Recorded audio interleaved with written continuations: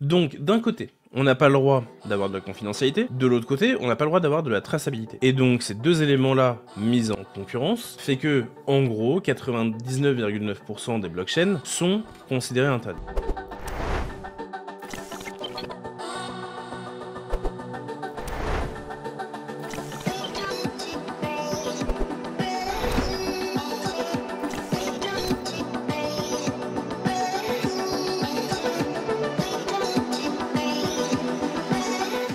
On va vous parler de plein de trucs, et on adore ça, en réalité.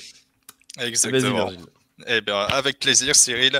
Et alors, justement, on va juste partager l'écran de manière à ce que, de manière à ce qu'il y ait les actus. Parfait, parce qu'il y a beaucoup de choses à partager aujourd'hui. À commencer par la news qui vient de tomber il y a quelques minutes à peine. C'est très chaud, c'est très très chaud. Exactement, ça vient tout juste de sortir du four. C'est la mise à jour Pectra qui vient tout juste d'être lancée sur Ethereum. Donc ça date de l'époque. Donc ouais, la mise à jour Pectra a été programmée pour l'époque 364 032.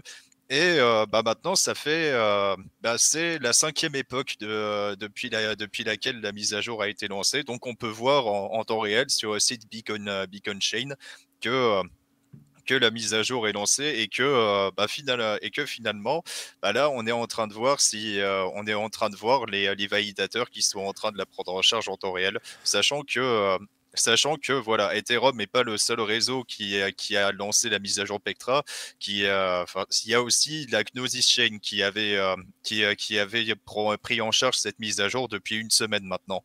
Et forcément, c'est une mise à jour qui était particulièrement attendue par l'écosystème parce qu'il y avait énormément, enfin, c'est la mise à jour d'Ethereum qui compte le plus de IP y compris le IP 7702 qui consistait entre autres à améliorer l'expérience utilisateur d'Ethereum et autres et autres EIP pour justement faciliter les prochaines mises à jour.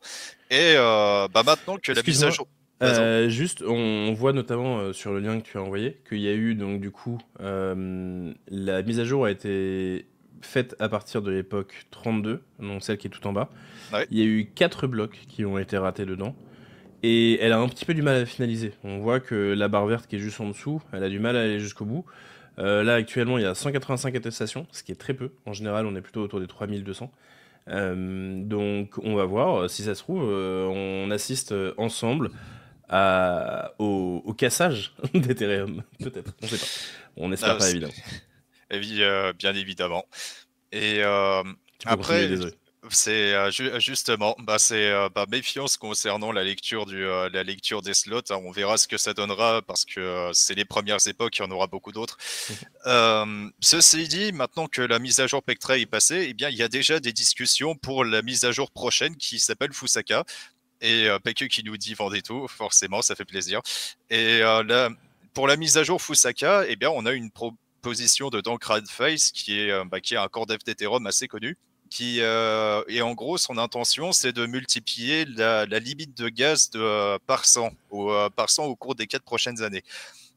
Alors la gaz limite, en version très résumée, c'est la limite de données que peut avoir un bloc. C'est-à-dire que en gros, plus votre limite de gaz est élevée, plus vous pouvez insérer des données dedans. Et il y a eu beaucoup de blockchains qui ont été réputés pour avoir une limite de gaz extrêmement élevée. D'ailleurs, la BLC à l'époque, elle a été réputée pour ça.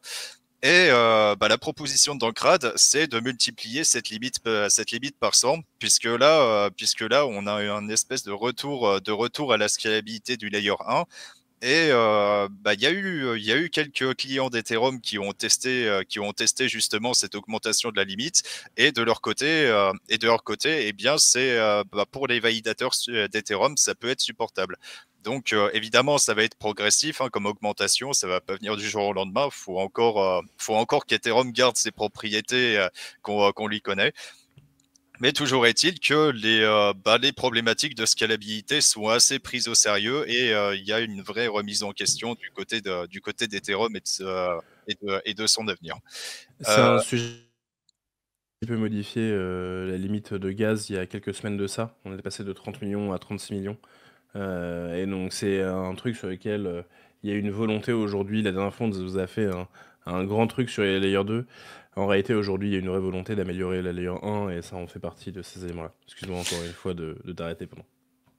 Ouais, c'est du coup pour les actus suivantes, il n'y a pas que sur Ethereum qu'il y a des choses qui se passent. Entre autres, on a Aztec qui est un layer 2 qui se présente comme un layer 2 confidentiel, c'est-à-dire qu'on utilise les preuves Zero Knowledge à la fois pour augmenter la scalabilité et pour la confidentialité des transactions. Alors, ça faisait des années que le réseau était en DevNet, mais maintenant, on a un testnet public qui est live. Donc, les utilisateurs peuvent monter leur propre séquenceur pour Aztec. Et du côté des développeurs, c'est une des communautés les plus actives, en tout cas des Layer 2, donc c'est cool à suivre. Et on a aussi une annonce de roadmap du côté de Ethereum R1. Alors, Ethereum R1, ça fait partie des réseaux qui font partie d'une nouvelle génération de Layer 2. C'est-à-dire que là, on est sur un projet de based rollup. Donc, pour rappel, le based rollup, c'est le validateur qui traite les transactions. En fait, on n'a pas besoin de, on n'a pas, enfin, en gros, c'est le validateur d'Ethereum qui joue le rôle du séquenceur.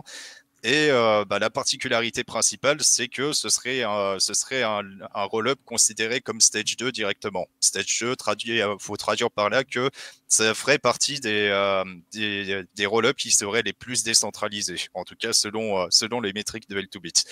Alors, actu suivante, on a eu Gnosis Pay qui est compatible avec Apple Pay. Il faut savoir que Gnosis Pay, peut-être que certains alumni en possèdent déjà, c'est la carte de paiement de Gnosis qui nous permet de convertir directement nos cryptos en euros.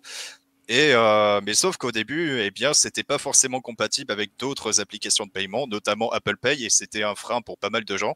Mais maintenant, depuis quelques jours, eh bien, c'est devenu possible. Donc, une grosse amélioration pour l'expérience utilisateur en général de Gnosis Card, et ça fait plaisir. Et ensuite, on a eu Bitrace. Et Bitrace qui a publié son Crime Report de 2025. Donc, le Crime Report, c'est en quelque sorte le rapport sur les activités illicites en crypto.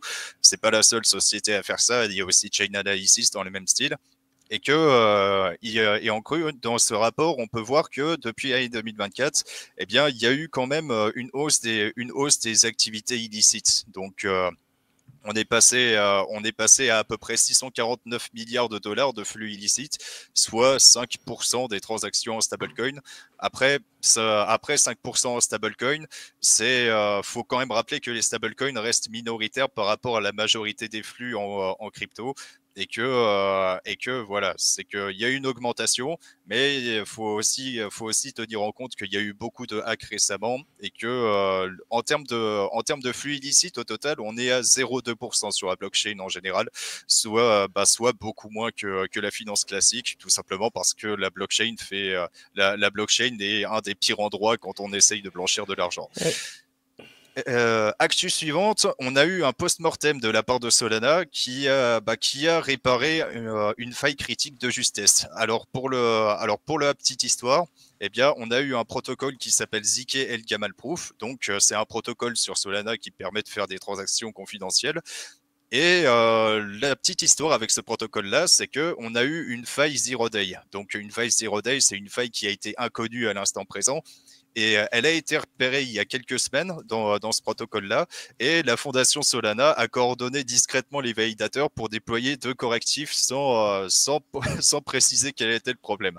Donc, ils ont réussi à résoudre l'affaire en scred. Et heureusement, parce que d'après la fondation, eh bien, cette faille, elle aurait pu permettre à un attaquant de créer ou de voler un nombre illimité de tokens. Mais ouais, selon Solana, aucune exploitation de cette faille a été détectée et bonne nouvelle pour eux. Donc voilà, ça c'était concernant Solana. Et puis sinon deux news qui sont purement liées à Bitcoin et qui font vraiment plaisir. La première, c'est que on a eu la blockchain Bitcoin qui a aidé à gagner un procès pour la première fois. Bravo Bitcoin. Bravo Bitcoin. Donc ouais, on avait eu une preuve qui était déposée directement sur la blockchain Bitcoin qui a joué un rôle décisif dans un procès. Et ça s'est déroulé en 20 mars dernier. C'était le tribunal judiciaire de Marseille qui s'en est chargé et en gros, on avait eu AZ Factory qui était une marque appartenant à un groupe de luxe qui avait été attaqué en justice sur des faits de contrefaçon. Mais justement, vu que les données étaient publiées sur Bitcoin, eh bien, on a pu prouver que ce n'était pas le cas. Donc, euh, donc ouais, alors il y a eu des précédents, il y a eu d'autres pays qui ont déjà utilisé la blockchain pour pouvoir attester de l'authenticité des données. Sauf que c'est la première fois que c'est arrivé de façon concrète en France et on espère qu'il y en aura d'autres. Sinon, la deuxième news liée à Bitcoin et la dernière actu que je voulais partager avec vous, c'est que il y a des débats qui sont extrêmement passionnés, disons-le, sur la nécessité de supprimer les limites sur l'op return. Donc, op return, c'est un opcode. Donc, c'est un opcode sur Bitcoin qui permet d'intégrer des données. Alors, c'est un opcode qui permet d'intégrer des données qui justement, en gros, on a mis volontairement une limite sur les données qu'on pouvait mettre dessus, tout simplement parce qu'on ne voulait pas se retrouver un peu comme sur Ethereum, Solana ou d'autres réseaux où tout le monde pouvait publier un peu tout et n'importe quoi. En fait, à ce moment, quand on avait fixé ces limites-là, eh bien, les bitcoiners avaient décidé que le bitcoin était fait pour les transferts de valeur et uniquement ce cas d'utilisation-là. Sauf que depuis 2023, on a eu l'arrivée des ordinals, on a eu l'arrivée des, on a vu l'arrivée des layer 2 entre grosses guillemets de Bitcoin.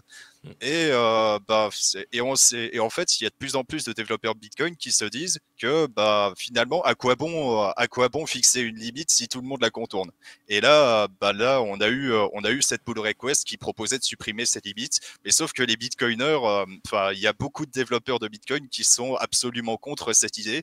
Et même si le débat a été débuté il y a une semaine, eh bien, les discussions sont toujours en cours. Donc, pour ceux qui s'intéressent à Bitcoin en général, c'est très intéressant à suivre. Et voilà, c'était tout pour mes actus. Et je vais te laisser la parole, Cyril, pour que tu puisses partager les tiennes. Merci beaucoup. Je voulais juste revenir sur Operator. Ce qui est intéressant, c'est que, enfin, moi je vois deux choses là-dedans. C'est que après OP4, sur lequel toutes les layers 2 commencent à râler, alors que c'est un opcode qui existe depuis 1000 ans, enfin qui existait depuis 1000 ans et qui n'est plus là. Aujourd'hui, c'est Operator qui est dans la sauce, en tout cas qui est en discussion. Ce qui est intéressant, c'est de voir que le protocole tel qu'il est actuellement, il satisfait certains de ses utilisateurs, encore que. Parce qu'on arrive toujours à dire ah bah, il faut construire des choses au-dessus, il faut construire Lightning, il faut machin. Et il y a beaucoup d'utilisateurs de Bitcoin qui n'en sont pas satisfaits et qui souhaitent le voir un petit peu changer. Parfois pour revenir à la version originelle, parce qu'on n'oublie pas que Bitcoin a été modifié de multiples fois et c'est tout à fait normal. C'est le rôle aussi d'une blockchain et d'une technologie que d'évoluer avec son temps. Et en fait, ça fait des années maintenant que Bitcoin n'évolue pas du tout. Et c'est peut-être un problème. Qu'en sera-t-il quand il faudra le faire évoluer pour des raisons que tout le monde jugera légitimes? Est-ce qu'on trouvera les ressources de la gouvernance des hommes pour faire en sorte que Bitcoin soit modifié pour le bien commun? Ce sera à voir. Aujourd'hui, ces discussions qui sont en cours sont aussi des discussions de comment on fait pour que enfin les gens décident à faire modifier un petit peu le code de Bitcoin et qu'on arrête de le trouver sacro-saint comme depuis maintenant quelques années, et ce qui n'était pas la volonté initiale, quoi. Donc je trouve ça assez intéressant de voir ça, et je pense que c'est pour le bien de l'humanité que de voir un logiciel s'adapter et s'améliorer. Donc pourquoi pas revenir à OP4, pourquoi pas modifier OP-Return. Voilà. Bref, c'est un petit peu tout ce que je voulais dire sur Bitcoin. Et donc, du coup, je vais passer un tout petit peu à mes actus à WAM. Euh, Il y a... Oh, je pense que j'ai un tout petit peu planté. Ouais, t'as ramé pendant un moment, mais ça va, t'es de Est-ce retour. qu'on m'entend toujours? Mhm. Ah, cool. Super, en effet, ça a l'air d'être bon. C'est le partage d'écran qui a fait planter mon ordinateur, je sais pas trop pourquoi. On est obligé de parler quand même de la grosse news du moment. Et oui. Euh, Qu'est-ce qui se passe actuellement? Ah, tiens, je vois qu'il y a Labib qui nous parle du fait que la mise à jour a été validée. Ok, si c'était le cas, on n'a pas vu les mises à jour passer de notre côté avec Virgile quand on a fait les news. Merci beaucoup de nous informer de ça. Merci pour l'info. Euh, du coup, oui, la grosse news du moment en France, en tout cas, c'est un petit peu ce qui se passe du point de vue régulation en Europe.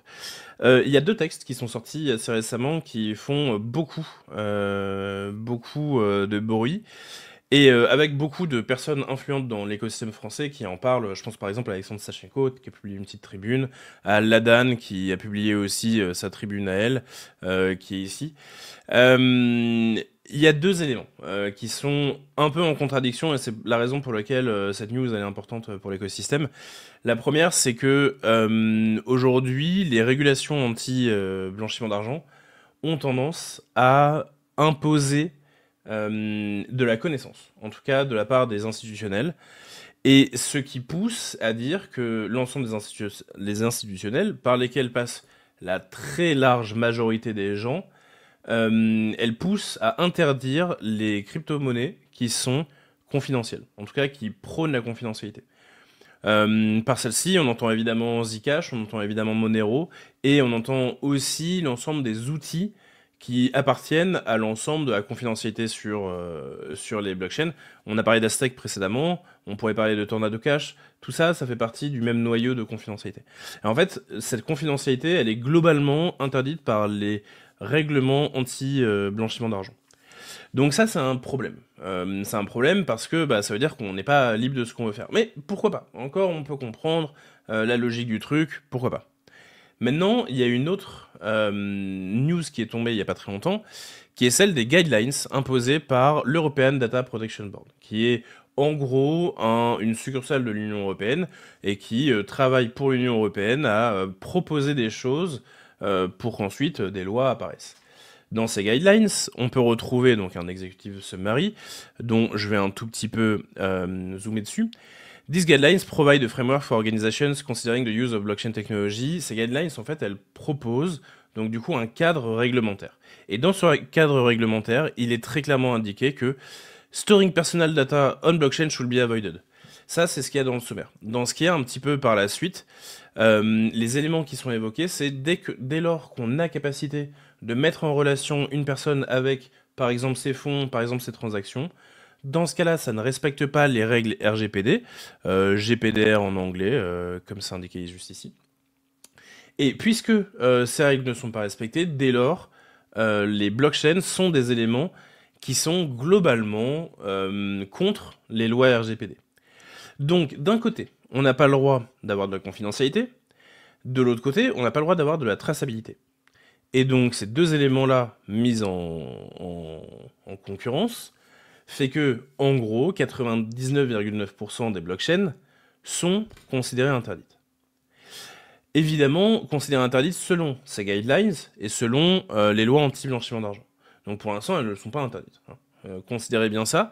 Et d'ailleurs, ces guidelines, elles sont mises à disposition pour retour. Donc d'ici quelques semaines, il y aura un tour de retour sur les avis des gens que vous pouvez donner notamment sur le site donc, du coup de l'EDPP, l'European Data Protection Board, et on invite tout le monde à venir donner son avis sur ces sujets-là. Des avis évidemment détaillés, construits et pertinents. On ne vous enjoint pas à harceler des institutions européennes. Ce n'est pas ça l'objectif.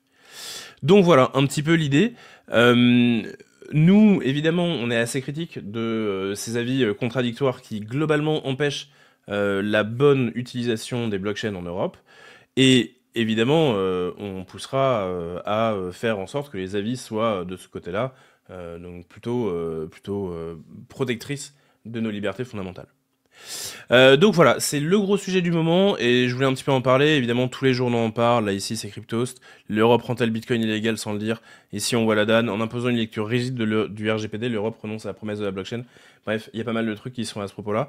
On vous invite à aller lire un petit peu tout ce qui est disponible, en essayant d'éviter les fake news. Et de fait, on essaiera, notamment avec Camille Delponte, qui a l'habitude d'intervenir dans ses chroniques, on essaiera de revenir un petit peu sur ces sujets-là, voir ce qui est la réalité et ce qui est mythe du côté des influenceurs crypto globalement.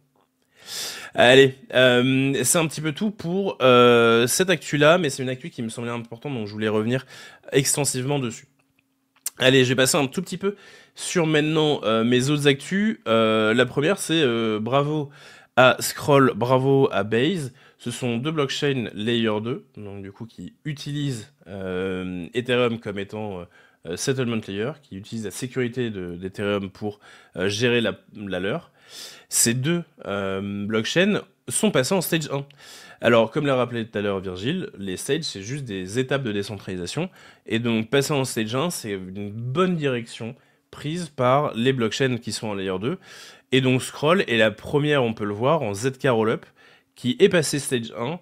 Et de fait, bravo à eux. Et Base, qui est la plus grosse blockchain layer 2 aujourd'hui, on peut voir qu'en termes de value secured, en termes de valeur à l'intérieur de cette blockchain, on peut voir que c'est largement la numéro 1.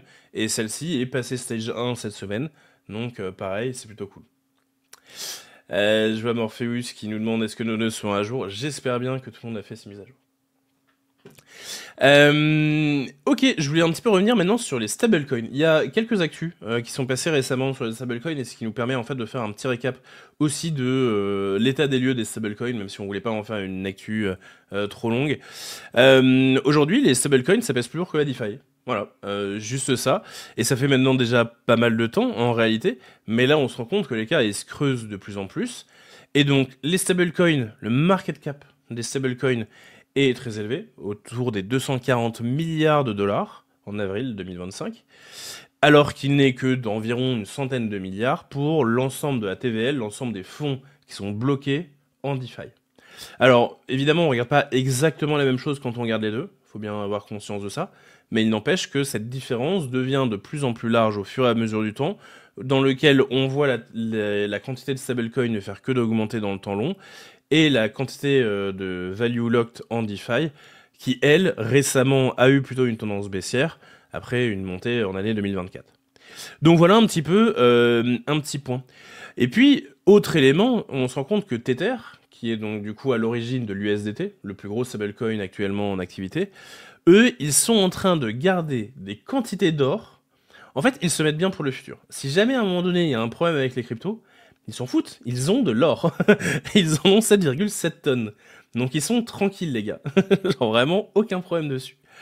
Bon voilà, c'est un peu intéressant de voir ça. Globalement, c'est une institution financière qui aujourd'hui pèse énormément d'argent et est très largement backée. Donc ce qui est quand même assez intéressant, ne serait-ce que d'un point de vue sécurité. Hein. On n'oublie pas qu'avant tout, la sécurité, ça a du bon. Si vous investissez dans quelque chose qui a du sens, et notamment d'un point de vue sécuritaire.